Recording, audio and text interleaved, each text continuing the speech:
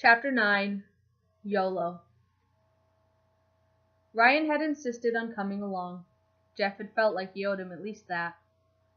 Jack had rebandaged his shoulder and apologetically seen to his other, more minor wounds. He was feeling refreshed after a deep, dreamless sleep that had only been a few hours, but he'd awoken with a new sense of purpose and a clear head. So now Jeff, Ryan, Jeremy, and Michael were driving in a stolen, unmarked car to Ray's last known contact point.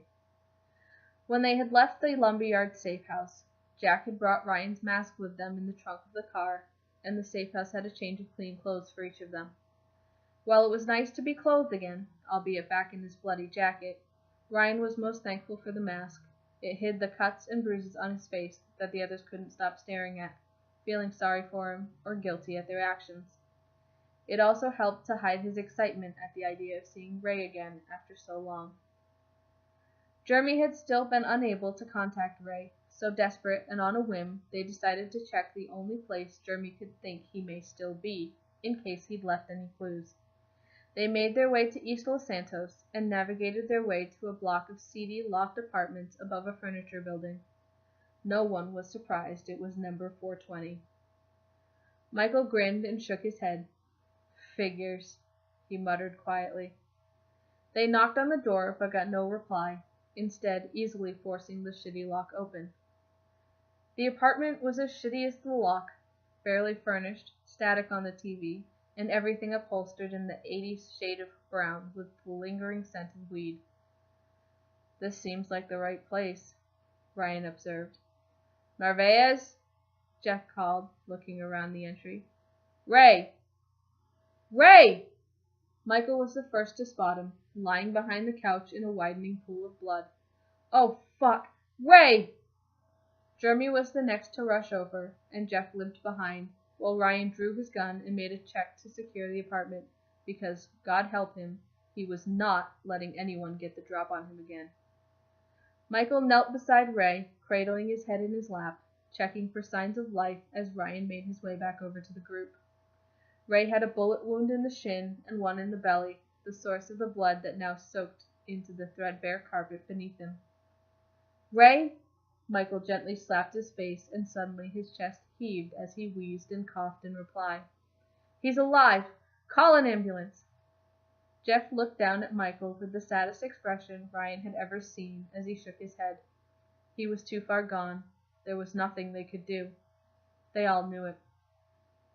Ray was way too pale. He felt cold and clammy in Michael's grasp, and he knew it was true. Always keep your guard up, Ray. Always. Ryan's voice wavered, dangerously close to tears. I know. I fucked up, Ray spluttered. Motherfucker pegged me through the window. Ryan looked over to the window and saw 2 bullet holes through the glass. There was a fire escape outside they may have used, or a sniper on the opposite roof might be able to get a clear shot. He quickly drew the curtains closed. Jeremy was still focused. Do you know who it was? Sure, man. I know all the petty criminals by the sound of their rifles. He offered a weak smile at his attempt at sarcasm.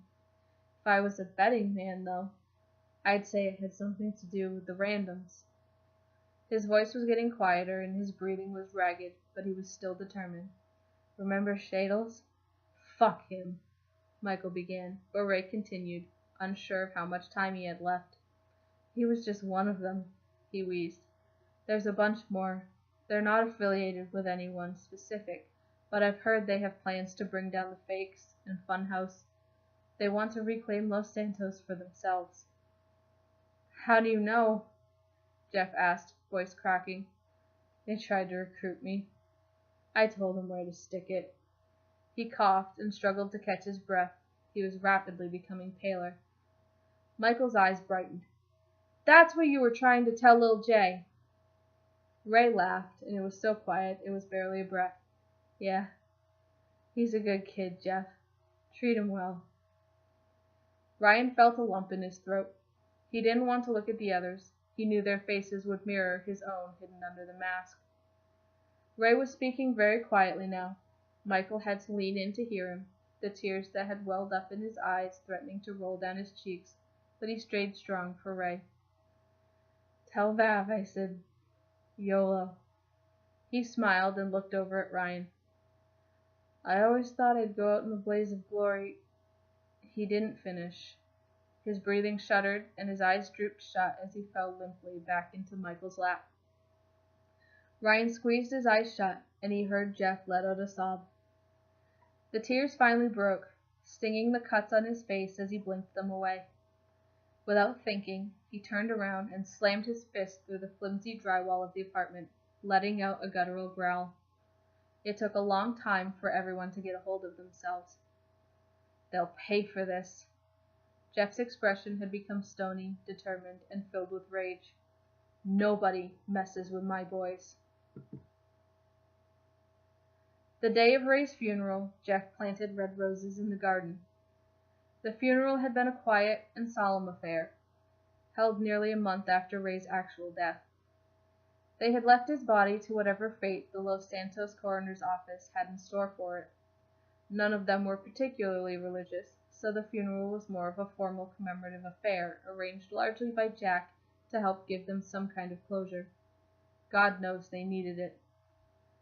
The crew was still on cautionary lockdown, and were making their best efforts to limit contact with outsiders and even the B-team. Until they knew more about what was going on, they couldn't afford to trust anyone outside the main crew. They had moved to another safe house, one they could live in for some time, and told no one where they were. Ryan had been wearing his mask more frequently, and had gone back to his old face paint design underneath to mask the bruises until they subsided.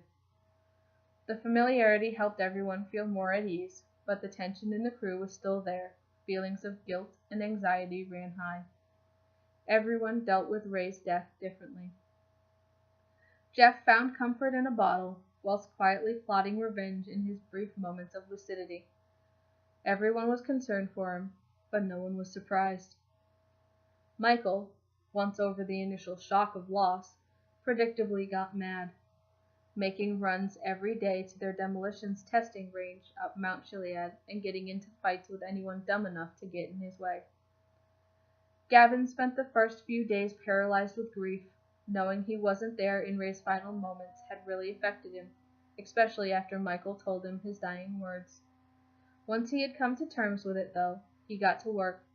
He focused on finding those responsible for Ray's death, working around the clock, completely withdrawn from the rest of the crew, only emerging from his room with bags under his eyes to eat or drink, and then returning. Jeremy did whatever he could to help, but kept out of the way, getting the day-to-day jobs done when others couldn't manage. He couldn't help but feel responsible, but he made sure it didn't show for the sake of the others. Jack was their pillar of strength. He openly showed all his emotions, validating the feelings of the rest of the crew. He was there for them all individually when they needed to talk or cry it out, which all of them, aside from Ryan, eventually did. Ryan withdrew completely. He focused on repairing himself, rebuilding his strength for when he could finally face Ray's killer and tear his fucking limbs off. While his shoulder eventually healed and he regained movement and even strength in his left arm, he never fully regained feeling and was left with a constant sense of numbness from the elbow down. The loss felt oddly fitting. A week after the funeral, Gavin emerged from his room carrying his laptop, eyes bright and alert despite days without proper sleep. Jeremy and Ryan were sitting in the kitchen counter in silence, and both looked up from their breakfast to see him practically run into Jeff's office. Looks like Gavin's got something, Jeremy observed, speaking to no one in particular. He'd been doing that a lot lately, to keep up the illusion of conversation in the house, and while hardly anyone acknowledged it, it had really been helping. Today, though, he was startled by a response from Ryan. Let's hope so. It was the first thing Ryan had said in days, and his voice was hoarse from disuse. Jeremy was actually taken aback. He smiled warmly. Hi, Ryan.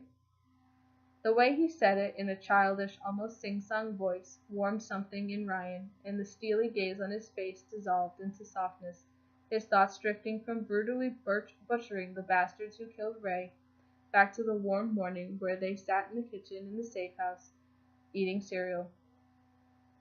Hi, Jeremy, he returned in the same tone. Welcome back. I was worried we'd lost you for good there. Ryan just smiled back, and they continued to eat in comfortable silence. About an hour later, the crew received identical text messages from Jeff. Heist room, 1 p.m.